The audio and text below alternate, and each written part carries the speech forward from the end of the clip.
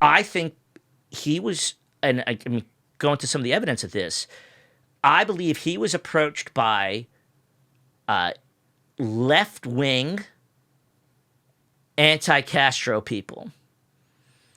And so that way, or I should actually change that. People who claimed to be left-wing anti-Castro. So they appealed to his leftism. And really what they appealed to was he never had any intention of being recruited into what he was recruited to, which I believe was a Castro assassination plot. He had never had any intention of following through.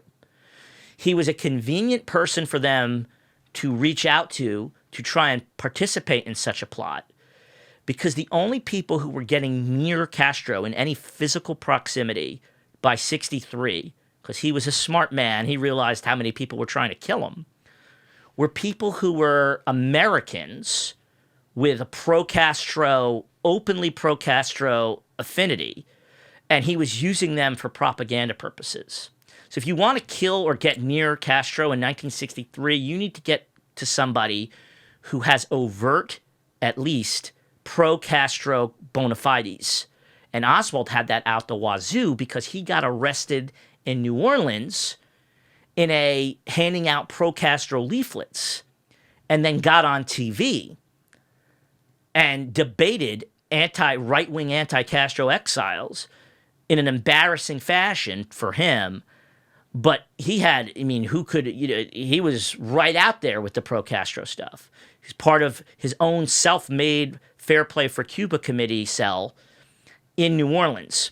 Which also kind of, this is one thing that I know there's multiple arguments going in either direction that you can make the case for or against, but, you know, Kennedy was the guy who was shutting down some of the hawkishness towards a Castro, more specifically, like towards the Soviet Union. It's not to say he shut down everything, but like the Bay of Pigs was an embarrassment and stuff like that. And at the point that he died, or was murdered, I should say, it would seem to me like not like Castro would be a fan, but like why would you rather have Lyndon B. Johnson over John F. Kennedy? Well, I don't agree with that logic, especially from the perspective of Lee Harvey Oswald, if he's a legitimate leftist, right? But from the perspective of American, right wingers, you would definitely want Kennedy removed and Lyndon Johnson in there. If I can intervene, it's a very interesting thing with trying to interpret John Kennedy and his policies, and I think part of the issue is that John Kennedy, in my opinion, this won't earn me a lot of fans with the people at those conferences.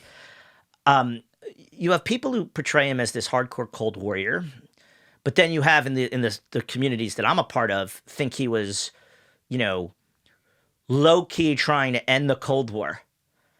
And I think the problem that people have, and this is why he was, I hate to put it this way, ripe to be assassinated, is he played both sides. He had two tracks. So he was closing down a lot of the larger, or winding down a lot of the larger anti-Castro operations, in part because he did not trust the CIA in full, but Bobby was running some side operations. This is going to get me into all sorts of trouble, and if RFK Jr. hears it, he won't like it. But we have the records of the meetings where he's with the special group augmented. Bobby had his own clique of exiles who he trusted. And he was the attorney general. Correct. But also Kennedy's closest advisor. Yes. And the guy after the Bay of Pigs and the missile crisis, when Kennedy's faith in the leadership of the CIA was at an all-time low, he basically appointed Bobby to run the most sensitive stuff. They hated him, by the way. CIA hated him more than they hated JFK because of the way he did that. Okay, I'll let you keep going. I don't want to stop you. So John F. Kennedy plays both sides. I believe that's why there's such a difficult time interpreting what he was doing in Vietnam. He was, without question, making overtures to Castro to normalize relations with Cuba. Mm-hmm. At the same time, there's very little doubt that he was still behind the scenes, or at least people underneath him with his sort of loose approval, engaged in anti-Castro operations to sabotage that could have even included Castro's assassination. There's a big debate to what extent did the Kennedy brothers know about the assassination attempts on Fidel Castro. I happen to be in the camp that they at least were so strenuous in, why can't you guys get rid of this regime, that going after him by way of assassination, Castro, was something that was a reasonable interpretation by any of the people below them. They made the mistake of using the mafia to do that. It might have been they, the CIA. And Bobby was very anti-mafia. Bobby was the most aggressive anti-mafia attorney general we probably have ever had, and by far relative to the people before him. All right, we're going to have to come back to some of the stuff because we got to go right on that. Yes. So with Bobby, the great irony of JFK to me is that he actually never should have been president. Now, in hindsight, we look at, you just spoke about some of his maybe doublespeak with certain policies, but when I've looked at him, like, the guy seems to be a guy who didn't have time to put in things, but was a really solid president. Either way, if we can agree to disagree for a minute there, he didn't really win that election in 1960. Go ahead. You go with Mafia? Yes. Set up? I think when you dig deep, and I used to be of that mind, I think that's a greatly overstated. How so?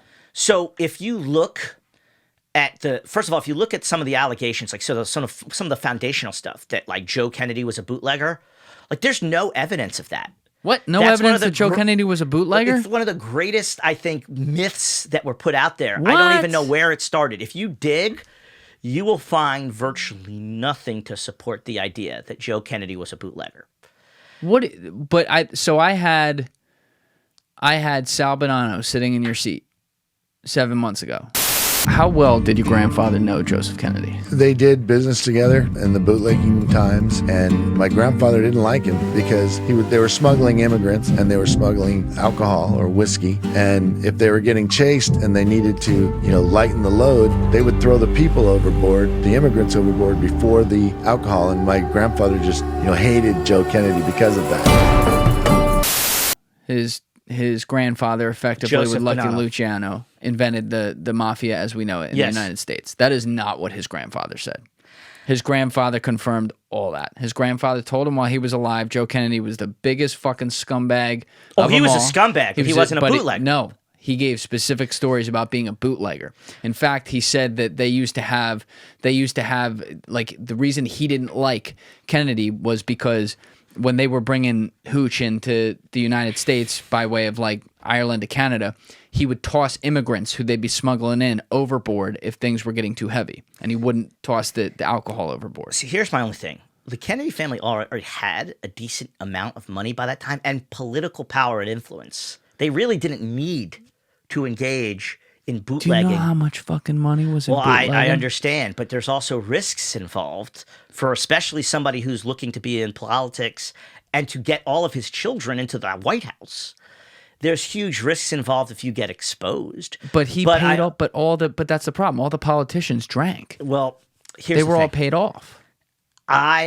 My sense of things is that a lot of times mafia folks, like children of mafia folks, I take their stuff with a grain of salt.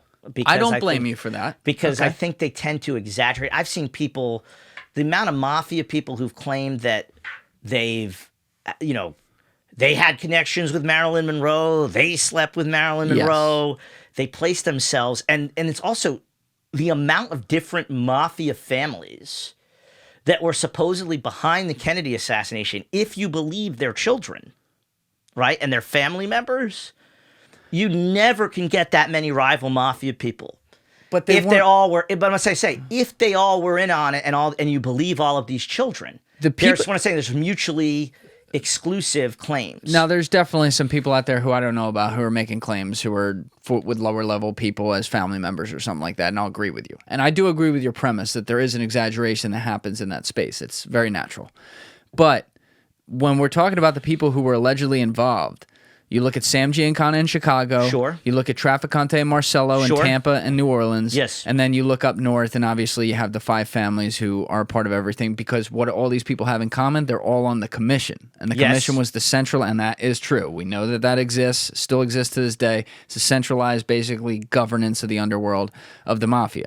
So that's not, even if there's some guys in there that don't like each other, that are quote unquote a little bit rivals, they're acting on the same accord there. This was when they were with the backing of, they had the backing of Murder Inc. behind these decisions as well. Thank you for watching the video, guys. Please hit that subscribe button and check out this clip's full podcast episode by clicking here or in the description below.